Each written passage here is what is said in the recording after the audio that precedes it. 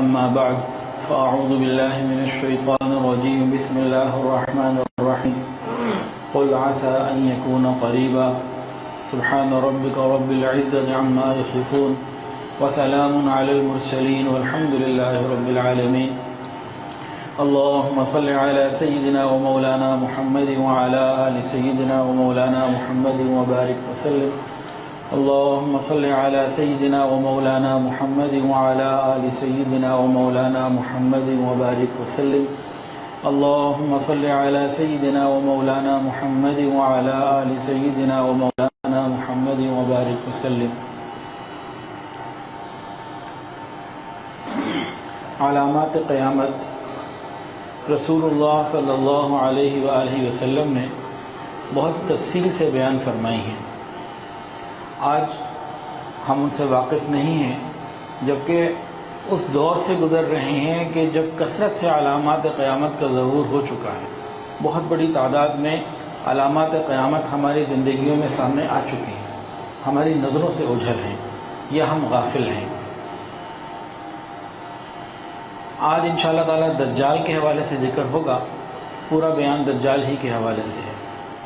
ایک مرتبہ عمر بن اخطب رضی اللہ تعالیٰ عنہ فرماتے ہیں کہ نبی علیہ السلام نے فجر کی نماز پڑھائی، اس کے بعد ہمیں خطبہ دیا یعنی بیان شروع کیا.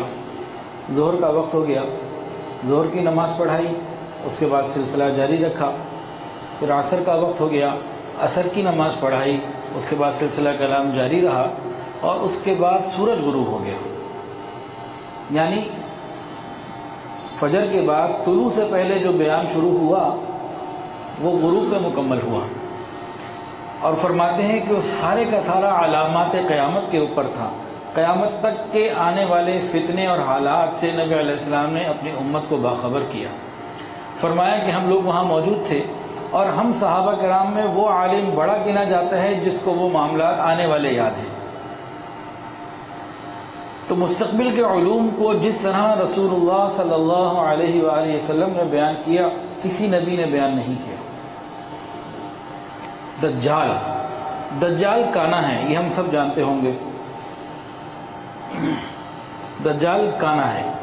صحابہ کرام کے زمانے میں یہ پوزیشن تھی صحابہ کرام کی کہ وہ فرماتے تھے کہ ہم جب مسجد سے نکلتے تھے تو ہمیں یوں لگتا تھا کسی جھاڑی کے پیچھے چھپا ہوا ہے، کسی وقت آ جائے گا.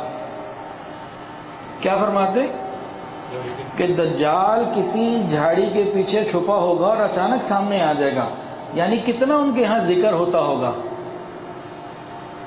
کتنا ذکر ہوتا ہوگا تو یہ گمان بنا. عام باتوں سے تو یہ گمان نہیں بن سکتا. دوسرا، ان کو کتنی فکر ہوگی اپنے ایمان کی حفاظت کی، کہ یہ جو اس کے فتنے ہیں یہ سیدھا ایمان کے خلاف ہے. تو ایمان کی حفاظت کی کتنی فکر ہوگی. تو آج نہ ہمیں ایمان کی حفاظت کی وہ فکر رہی، نہ ہمارے تذکروں میں یہ آ رہا ہے. رسول اللہ صلی اللہ علیہ وآلہ وسلم نے انتہائی وضاحت کے ساتھ فرمایا کہ دیکھو میں تمہیں یہ باتیں بتا رہا ہوں، انہیں سمجھو، تعقلوہ، سمجھو، وتفقہوا، آگے سمجھاؤ، لوگوں کو بتاؤ، اور تم میں سے ہر ایک دوسرے کو اس کا ذکر کرے کہ یہ تمام فتنوں میں سب سے بڑا فتنہ ہے. ہم میں سے کون ہے جس نے اس حدیث کو سمجھا اور عمل کیا؟ ان فتنوں کے بارے میں، دجال کے بارے میں فرمایا کہ ان باتوں کو سمجھو، سمجھاؤ، یاد رکھو، عمل کرو، اور ایک دوسرے کو بتاؤ. ہر ایک آدمی دوسرے سے ذکر کرے. تم اپنے سے بعد والوں کو بتاؤ، میں تمہیں بتا رہا ہوں، تم آگے والوں کو بتاؤ، اور ایک دوسرے سے ذکر کرتے رہا کرو، کرتے رہا کرو. کیوں؟ آگے وجہ بتائی کہ بہت بڑا فتنہ ہے. ہم میں سے کون ذکر کرتا ہے دجال کا، عیسیٰ علیہ السلام کا، امام مہدی کا، ان نشانیوں کا؟ ہم نے تو اس حدیث کو عمل نہیں کیا. اور حدیث میں نبی علیہ السلام نے فرمایا کہ دجال کا فتنہ یہ وہ فتنہ ہے جو اولاد آدم میں سب سے بڑا فتنہ، اس سے بڑا فتنہ اولاد آدم نے نہیں دیکھا. آسمان کے نیچے اور زمین کے اوپر ہونے والے بے شمار فتنوں میں سے سب سے بڑا اور عظیم فتنہ یہ دجال کا فتنہ ہے.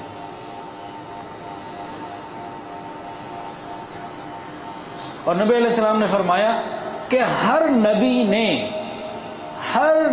نے اپنی امت کو دجال کے فتنے سے ڈرایا ہے.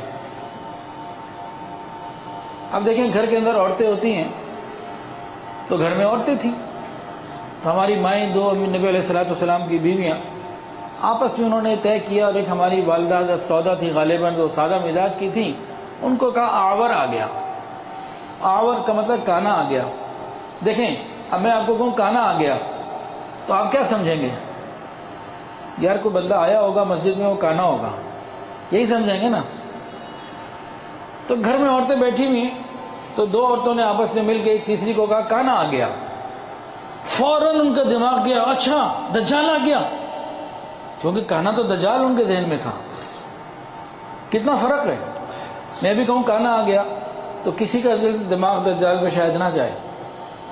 اب گھر میں بیٹھی دو عورتوں نے ایک کو کہا کانا آ گیا، وہ ڈر گئی، کیا کروں کہا اس خیمے میں چلی جاؤ.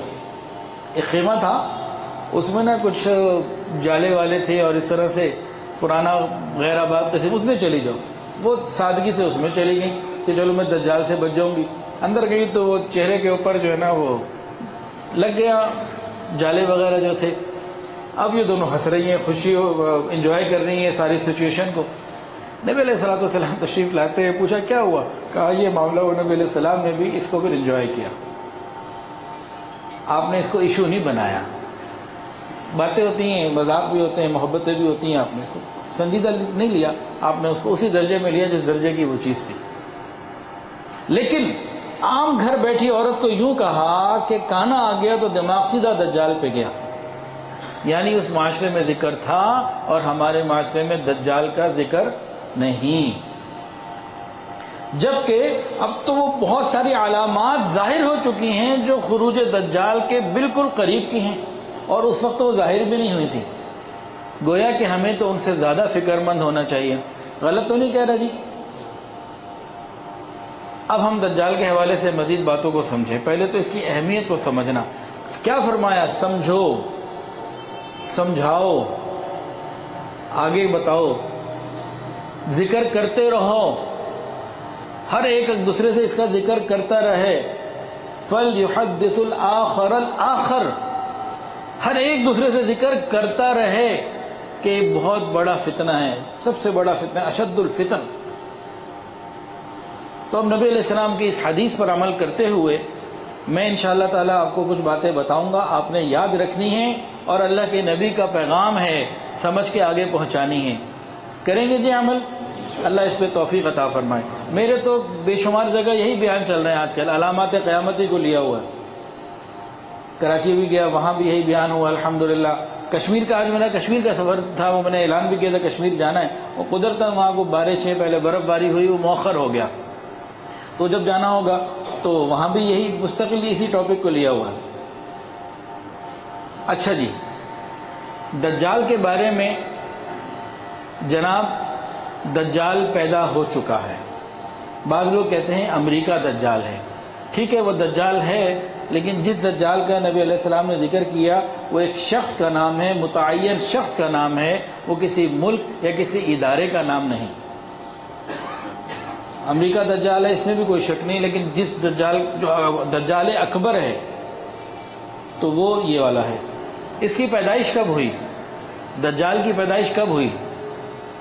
حضرت سلیمان علیہ السلام کے زمانے میں دجال کی پیدائش ہوئی. دجال کے والدین یہودی تھے. ان والدین کی شادی کے، دجال اپنے ماں باپ کی شادی کے 30 سال بعد پیدا ہوا.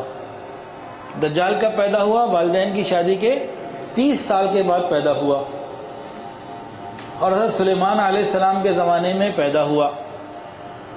اب یہ تو تھا شرارتی، فسادی، دنگا کرنے والا، تو حضرت سلیمان علیہ السلام نے اس کو قید کروا دیا.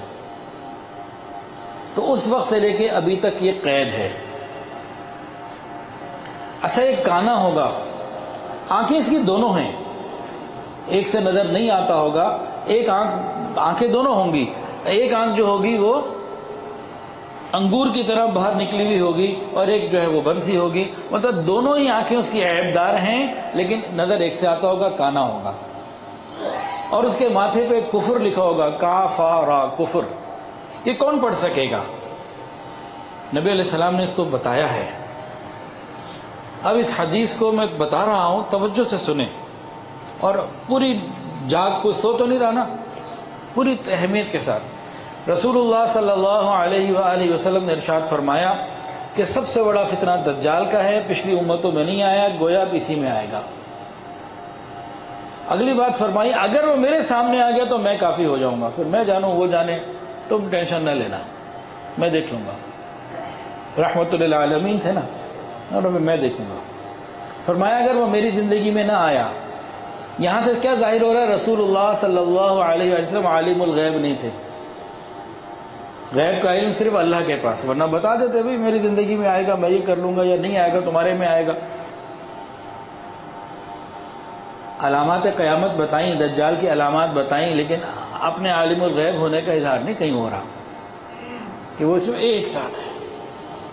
اچھا، فرمایا کہ دیکھو اگر میرے بعد نہ آیا تو تم میں سے ہر ایک الگ الگ اپنی حفاظت کا خود ذمہ دار ہوگا،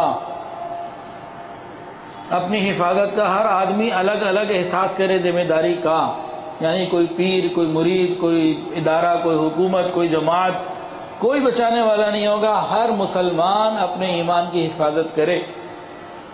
اب جب یہ پیغام ہے ہمارے لیے کہ ہم حفاظت کریں تو ہمیں پتہ بھی تو ہونا چاہیے نا کہ کس چیز سے حفاظت کرنی ہے، اس کے لیے علم کی ضرورت ہے، اسی لیے یہ بیانات ہیں۔ اچھا، پھر فرمایا کہ میں تمہیں بتاتا ہوں کہ وہ سب سے پہلے، یہ مفہوم عرض کر رہا ہوں، مصلح بن کر امن کا پیغام لے کر آئے گا، جیسے آج اسرائیل امن کا پیغام لے کر آیا ہوا ہے نا فلسطین کے لیے، ان کے نزدیک تو وہ امن قائم کر رہے ہیں، تو امن کا پیغام لے کر آئے گا، ناصح مصلح بن کر، خیر خواہ بن کر آئے گا۔ پورا مغربی میڈیا، یہ دجالی میڈیا ہے، یہ اس کو خیر خواہ ثابت کرنے میں ایڑی چوٹی کا زور لگائے گا، اور اس کے بعد پہلے خیر خواہ امن کا پیغام ہوگا، اس کے بعد اگلا کام کیا ہوگا؟ وہ نبوت کا دعویٰ کرے گا۔ نبی علیہ السلام نے یہاں فرمایا کہ آخری نبی میں ہوں، میرے بعد کوئی نبی نہیں، ساتھ ساتھ بتا بھی رہے ہیں کہ وہ جب نبوت کا دعویٰ کرے گا تو آخری نبی تو میں ہوں، میرے بعد کوئی نبی نہیں، یہ اس کے جھوٹے ہونے کی دلیل۔ پھر آقا نے فرمایا کہ اس کے بعد وہ خدائی کا دعویٰ کرے گا، پہلے امن کا، خیر خواہی کا، دوسرے نمبر پہ نبوت کا، تیسرے نمبر پہ کس چیز کا دعویٰ کرے گا؟ خدائی کا دعویٰ کرے گا۔ اس کے بعد رسول اللہ صلی اللہ علیہ وسلم نے بڑی پیاری 3 نشانیاں دے دیں اس کے دعوے کو جھوٹا سمجھنے کے لیے، کہ دیکھو بھائی سمجھ جانا وہ جھوٹا ہوگا۔ بہت خوبصورت بات فرمایا کہ دیکھو تم اپنے خدا کو دنیا میں دیکھ نہیں سکتے، وہ نظر آ رہا ہوگا، جو نظر آئے وہ خدا نہیں ہو سکتا۔ جب وہ خدائی کا دعویٰ کرے تو خدائی کا دعویٰ جھوٹا ثابت ہونے کے لیے یہ بات آقا نے سمجھا دی کہ خدا دنیا میں دیکھ نہیں سکتے خدا کو، جب دیکھ نہیں سکتے جو دکھ رہا ہے وہ خدائی کا دعویٰ کر رہا ہے تو سیدھا سیدھا جھوٹا ہے۔ اگلی بات کیا فرمائی؟ وہ کانا ہوگا، تمہارا رب کانا نہیں، عیب والا نہیں، سبحان اللہ، ہر عیب سے پاک ہے وہ۔ اور تیسری بات فرمائی، یہ نہایت اہم ہے، ہر ایک اس کو سمجھے، فرمایا کہ اس کی پیشانی پہ کفر لکھا ہوگا، اس کو صرف اور صرف وہ لوگ پڑھ سکیں گے جن کے اندر ایمان کی روشنی ہوگی دلوں میں۔ انسان اپنی ان آنکھوں سے نہیں پڑھ سکتا اس کو، فرمایا کہ ایمان کی روشنی سے اس کو پڑھا جا سکے گا، اور ہر مومن اس کو پڑھ لے گا، چاہے وہ پڑھا لکھا ہے یا جاہل ہے، ان پڑھ ہے۔ یہاں اگر میں اس بات کو اور انداز سے بیان کروں تو برا نہ کوئی مان لے۔ ایک آدمی ہارورڈ یونیورسٹی کا پڑھا ہوا ہے، آکسفورڈ کا پڑھا ہوا ہے، کیمبرج کا پڑھا ہوا ہے، پی ایچ ڈی ڈاکٹر ہے، انجینئر ہے، سائنسدان ہے، دنیا کے معاملات کو بہت جانتا ہے، لیکن جناب اگر دل میں ایمان نہیں ہے تو وہ نہیں پڑھ سکے گا۔ ہاں اگر دل میں ایمان ہے تو پھر ٹھیک ہے، وہ پڑھ لے گا۔ یعنی ایمان اگر اندر ہوگا تو وہ پڑھ سکے گا، اس کے ماتھے پہ پیشانی پہ کفر لکھا ہوا۔ اب یہاں سے کیا ظاہر ہوا؟ ہمیں اپنے ایمان کی محنت کو بڑھانا ہے، ایمان کو باقی رکھنا ہے انشاءاللہ، اس کے لیے ہمت کرنی ہے۔ تو دجال کا زمانہ ولادت حضرت کون سے نبی کا بتایا؟ حضرت سلیمان علیہ السلام کا، اور اس کی حرکتوں کی وجہ سے قید کس نے کروایا تھا؟ حضرت سلیمان علیہ السلام نے، ابھی تک قید ہے۔ اس کا حلیہ بھی سن لیجئے، حدیث کے اندر نبی علیہ السلام نے اس کا حلیہ بھی بتا دیا۔ قد چھوٹا ہوگا، بھاری بھرکم جسم ہوگا، سرخ اس کا چہرہ ہوگا، اور بال انتہائی گھنگریالے ہوں گے جیسے افریقہ کے لوگ ہوتے ہیں، ایک آنکھ عیب دار ہوگی، ایک بالکل اسپاٹ ہوگی، اور پیشانی پہ کفر لکھا ہوگا، جسے ہر مومن پڑھا لکھا ہو یا نہ پڑھا لکھا وہ پڑھ سکے گا۔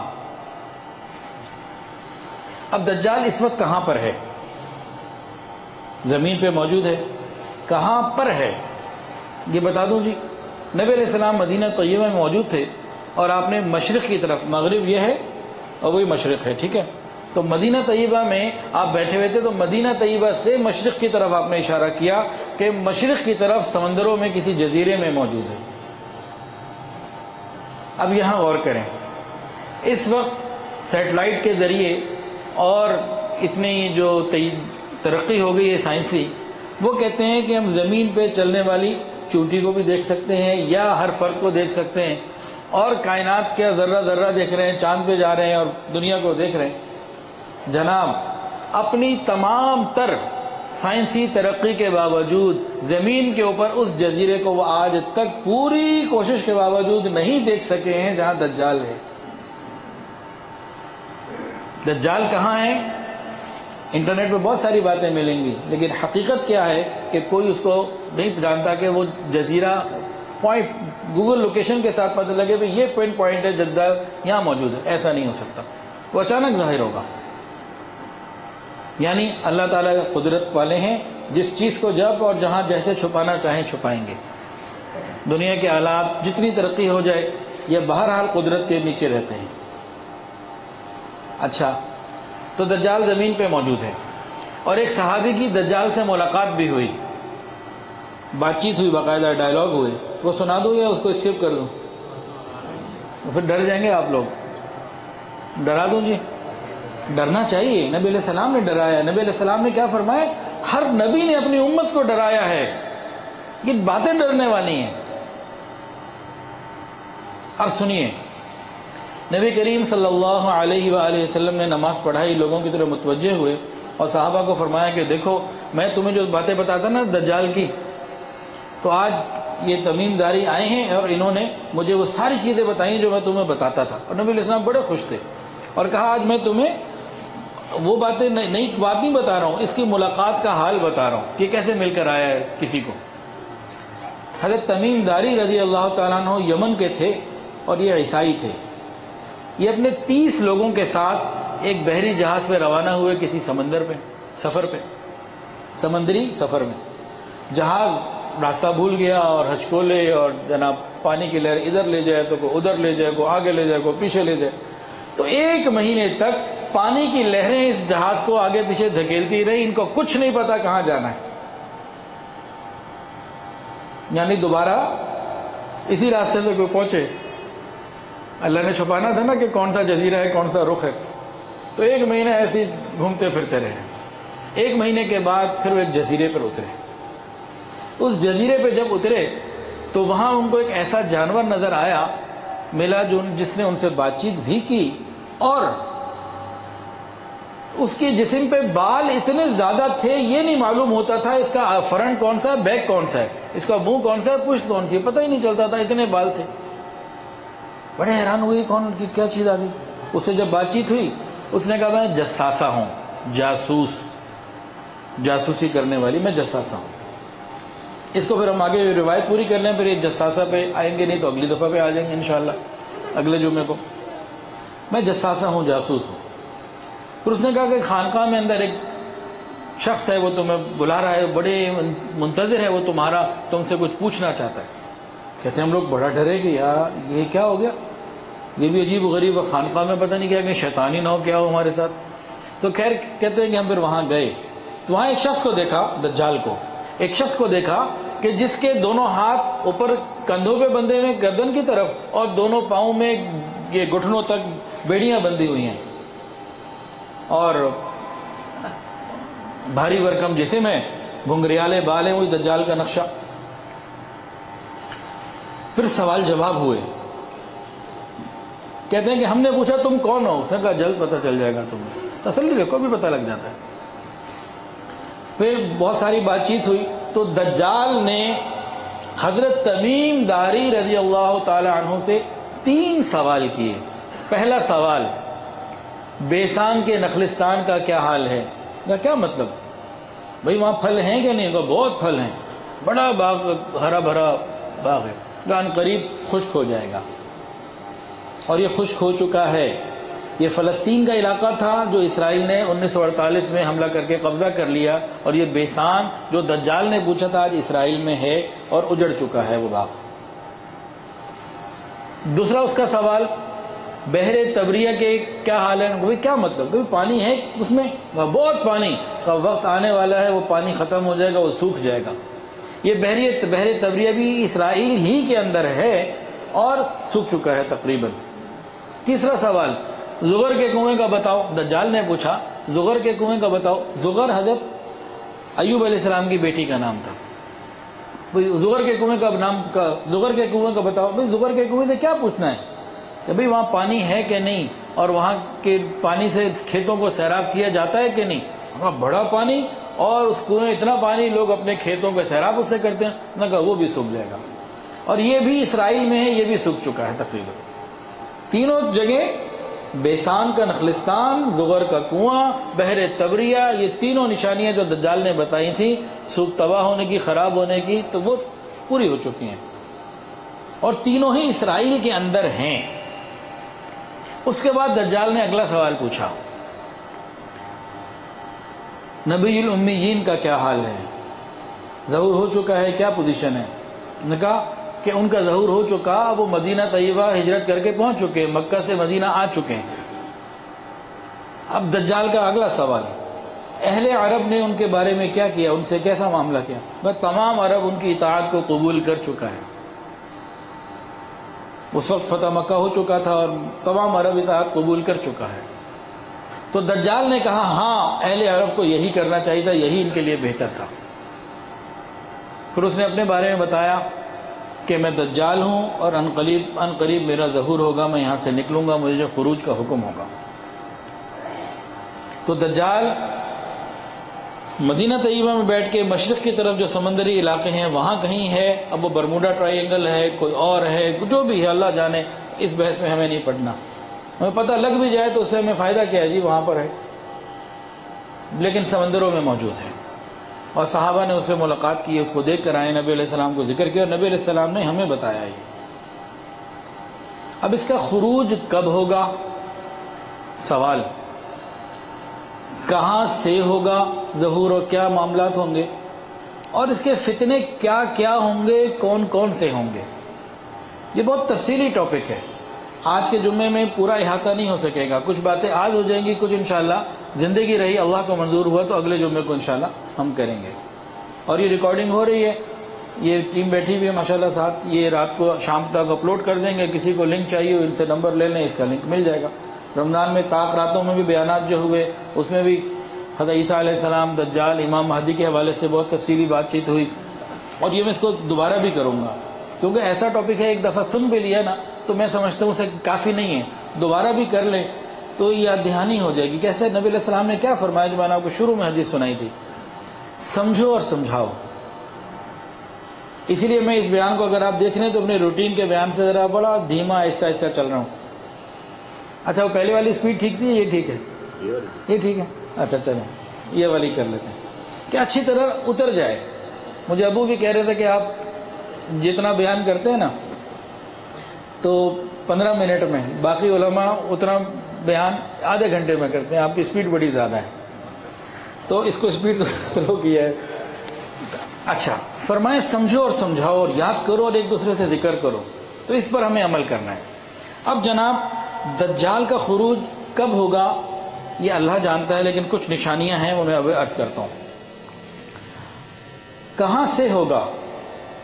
سنیے، رسول اللہ صلی اللہ علیہ وآلہ وسلم نے ارشاد فرمایا ایران کے علاقے اصفہان کا نام لے کر کہ دجال کا ظہور اصفہان سے ہوگا اور 70,000 یہودی اس کے ساتھ ہوں گے اور جنہوں نے ہری چادریں لی ہوئی ہوں گی۔ یہ یہودیوں کا ذکر ہے، مسلمانوں کے کسی طبقے کا ذکر نہیں، اس کو ذہن میں رکھیں۔ ہری چادر سے کوئی بندہ غلط مفہوم بالکل نہ لے۔ وہ یہودی ہوں گے، اصفہان کے ایرانی ہوں گے، اور وہاں سے وہ نکلیں گے اور 70,000 یہودی ہوں گے جو اس کے ساتھ نکلیں گے، گرین چادریں ہوں گی۔ آج زمین کے اوپر یہودی دنیا میں سب سے زیادہ اسرائیل کے اندر ہیں، اس کے بعد ایران کے اندر ہیں، کہ وہاں سے سلسلہ شروع ہوگا۔ اس کے بعد یہ عراق کی طرف آئیں گے اور پھر ساری دنیا میں اس کا سلسلہ جو ہے نا وہ پھیل جائے گا۔ دجال سے قبل کے حالات جو حدیث کے اندر آتے ہیں، جنگ ہوگی بے حساب، امام مہدی آ چکے ہوں گے، امام مہدی کی 5 بڑی بڑی خونی جنگیں ہوں گی جس میں تمام مسلمان کامیاب ہوں گے۔ آخری جو جنگ ہوگی جس کے بعد دجال نے آنا ہوگا، وہ امام مہدی قسطنطنیہ کو فتح کریں گے۔ کس کو؟ قسطنطنیہ۔ قسطنطنیہ کا کیا مطلب ہے؟ استنبول، ترکی۔ محسوس یہ ہوتا ہے کہ ترکی مسلمانوں کے ہاتھ سے نکلے گا اور پھر امام مہدی اس کو فتح کریں گے، اور جب امام مہدی قسطنطنیہ کو، ترکی، استنبول کو فتح کر لیں گے، اس وقت پھر دجال غیظ و غضب میں باہر نکلے گا۔ تو جو ان کی بڑی بڑی لڑائیاں ہیں نا، وہ یورپی یونین سے ہے اور مختلف جو ہیں ان کے اندر، یہ جب 5ویں لڑائی ہے اس کے بعد اس کا ظہور ہوگا۔ اس وقت حالات کیا ہوں گے؟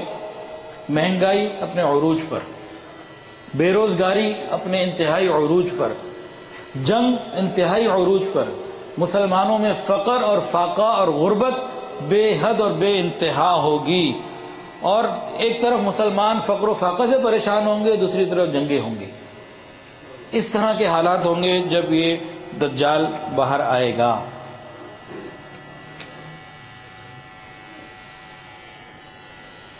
دجال کا پروگرام کیا ہوگا؟ کس چیز کی دعوت دے گا؟ کیا کچھ کرے گا؟ کیا اس کے پاس نشانیاں ہوں گی اور کون کون سی قوتیں ہوں گی؟ اس کے اوپر ہم کچھ آج اور کچھ آگے انشاءاللہ ذکر کریں گے۔ احادیث کی روشنی میں دجال کا جو مختصر پلان ہے نا، وہ پلان تو بہت بڑا ہے، میں اس کو مختصر کر کے سنا رہا ہوں۔ یہ بہت بڑا فتنہ ہے۔ دجال ایک نئے مذہب کی دعوت دے گا، پہلے امن کا داعی بنے گا، پورا مغربی میڈیا اس کے پیچھے ہوگا، پورا مغربی میڈیا جس کو دن رات ہم دیکھتے ہیں، ہمارے یہ چھوٹے بچے جو کارٹون دیکھتے ہیں نا، یہ بھی دجالی میڈیا ہے۔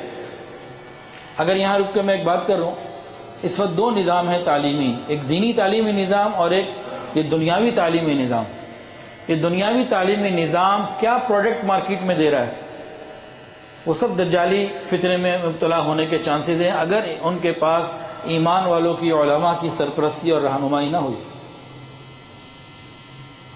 یہ دنیاوی تعلیمی اداروں سے جو پروڈکٹ نکل کے ہمارا بچہ باہر نکل کر آ رہا ہے، اس کو زن زر زمین، پیسہ، پیٹ، خواہشات، اس کے علاوہ کچھ نہیں چاہیے۔ ان کی تعلیم کا واحد مقصد پیسہ کمانا ہے۔ تعلیم کا دینی مقصد پیسہ کمانا نہیں تھا، یہ تربیت کے لیے تھی۔ اسلامی تعلیمی نظام تربیت کا نظام۔ موجودہ ہمارا جو نظام اسکول، کالج، یونیورسٹیز کا، یہ پیسہ بنانے کا نظام، بے رحمی کا نظام۔ اس کے اوپر انشاءاللہ اگلی دفعہ ہم بات کریں گے۔ آج پروڈکٹ کون سا تیار ہو رہا ہے، ان اداروں سے غور کریں جو دجال کا آسانی سے لقمہ بنیں گے۔ اچھا جی، اس کے بعد بے شمار دولت اور خزانے ہوں گے دجال کے پاس۔ وہ کہاں سے آئیں گے؟ یہ IMF، ورلڈ بینک، یہ جتنا یہودیوں کا خزانہ ہے، یہ سارے کا سارا وہ اس کا تو باپ ہے، باپ کو سب دے دیں گے وہ۔ فاقہ اور قحط کے زمانے میں اس کے پاس پانی کی نہریں ہوں گی اور روٹیوں کے پہاڑ ہوں گے، گوشت کے پہاڑ ہوں گے، یہ حدیث میں ہے۔ لوگوں کے جانوروں کو زندہ کر دے گا، مرے ہوئے جانوروں کو، مرے ہوئے بندوں کو بھی زندہ کر سکے گا۔ جو اس کو خدا مانے گا اس کو بے تحاشا دولت دے گا، اس کی بنجر زمین کو آباد کرے گا، اور جو اس کی بات نہیں مانے گا اس کی آباد زمین کو ایک لمحے میں بنجر کر دے گا۔ اب اس کو آج کل کے حالات سے اگر سمجھا جائے نا، تو اس وقت ہمارے کسانوں کے پاس ایک بیج آ رہا ہے باہر سے، اور یہ جو بڑے ادارے ہیں یہ زبردستی غریب ملکوں میں بیج بھیج رہے ہیں. اس بیج کا کیا فائدہ ہے ان کو، ہمیں نہیں، کہ وہ بیج جب بھئی آپ کی کوئی زمین ہے ملتان میں، شجاع آباد میں، کہیں پاکستان میں زرخیز زمین ہے، آپ اپنا کاشتکاری کر رہے ہیں ایک روٹین کے طریقے سے چل رہی زندگی. اب آپ نے وہ بیج خرید کے اپنی زمین میں ڈال دیا. اب سال 2 سال 3 سال کے بعد وہ زمین اس بیج کی محتاج ہو جائے گی. وہی بیج ڈلے گا تو فصل آئے گی، وہ بیج نہیں ڈلے گا تو فصل نہیں آئے گی. زمین کے مالک آپ ہیں، لیکن اندر سے جو زمین سے نکلنا ہے، اب آپ دوسری کھاد ڈالتے رہیں، ساری پرانی روایتیں چیزیں کرتے جائیں، وہاں پہ سائنسی طور پر کیمیکل کے طریقے سے دوسرے طریقوں سے زمین کے اندر وہ چیز ہی ختم کر دی جائے گی کہ بھئی یہی بیج ہوگا تو فصل، نہیں تو ختم. تو گویا یوں ہم کہہ سکتے ہیں سمجھنے کے لیے کہ دجال کے پاس وہ بیج ہوگا. یہ سارے یہودی، ساری ٹیکنالوجی جو دنیا کے اس کے اپنے فائدے اپنی جگہ ہیں، لیکن یہ معاملہ بھی ہے. تو اس سارے کا سارا دجال کو دے دیں گے. اب دجال جس کو دینا چاہے گا وہ بیج دے دے گا، اس کی زمین پھل دے گی، کھیت آئے گا، اور جو اس کی بات نہیں مانے گا اس کو دوبارہ وہ بیج نہیں ملے گا. تو نتیجہ جو حدیث کے اندر آ گیا کہ بنجر کر دے گا، تو اس کا ایک ظاہری سبب کچھ تو بنے گا نا. اچھا جی، دنیا بھر کے کافر سائنسدان اور دنیا بھر کی کافر فوج اور کافروں کا سارا سرمایہ، ساری ریسرچ، سب کچھ یہ دجال کے پاس ہوگا. اس وقت ہماری معیشت دنیا بھر کی کس کے پاس ہے؟ اور حدیث کے مطابق دجال کی پیروی کون کریں گے؟ اور آج دنیا میں دجال کا انتظار یہودی کر رہے ہیں. تو یہ کڑیاں ملتی ہیں نا، 1400 سال پہلے کڑیاں نہیں ملتی تھیں، آج مل رہی ہیں. وقت بہت قریب ہے. اس کا خروج اصفہان سے ہوگا، عراق اور شام کے درمیان ظاہر ہو کر لوگوں کو دعوت دے گا. آندھی اور طوفان کی طرح پوری دنیا میں گھومے گا، ہر جگہ فتنہ اور فساد پھیلائے گا. ہاں، مکہ مکرمہ اور مدینہ طیبہ یہاں داخل نہیں ہو سکے گا. شیاطین اور جنات اس کے ہمراہ ہوں گے.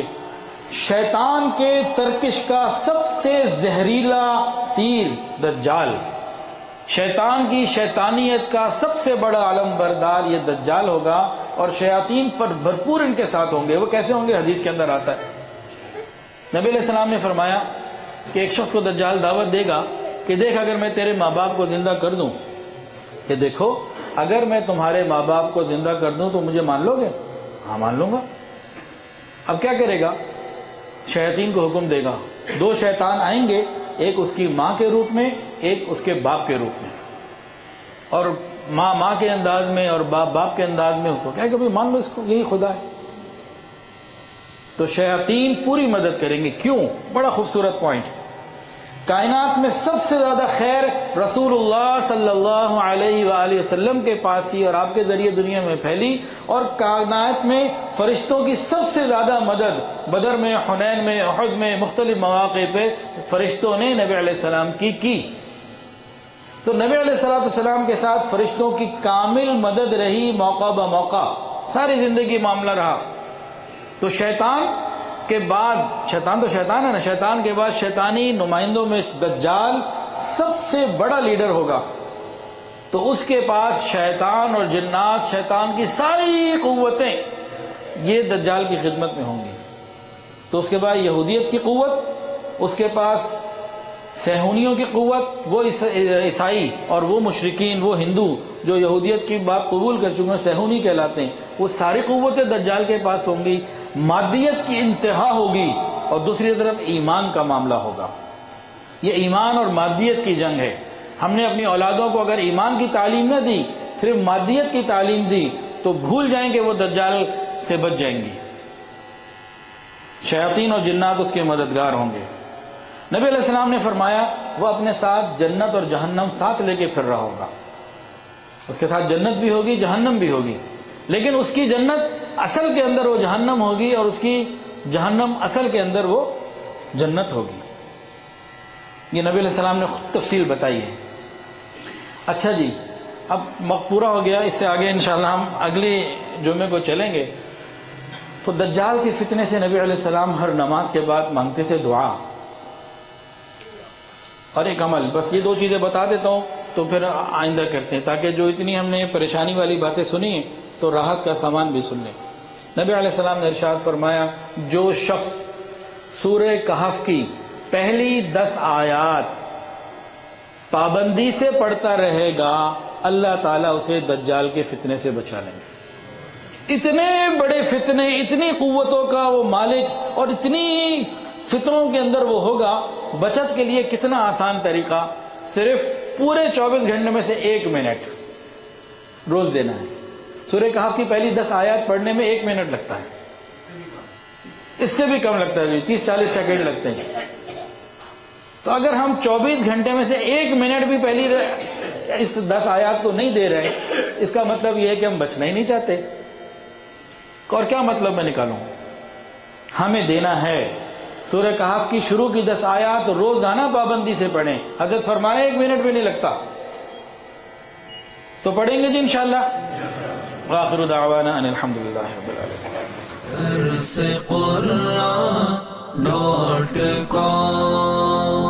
www.darsequran.com